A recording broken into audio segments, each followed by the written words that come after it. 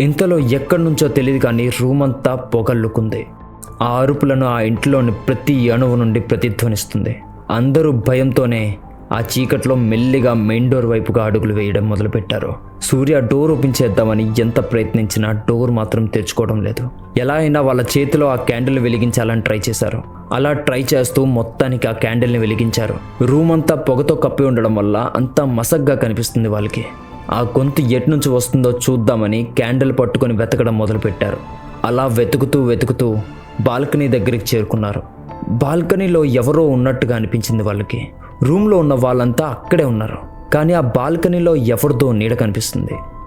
Room అంతా పొగ కమ్మేసినప్పటికీ ఆ చిక్కటి చీకట్లో పలుచని తెల్ల పర్దా ఒకటి ఎగడ్డం చూసిన రఘు, రేయ్ అక్కడేదో ఉందిరా అని భయంతో అన్నాడు.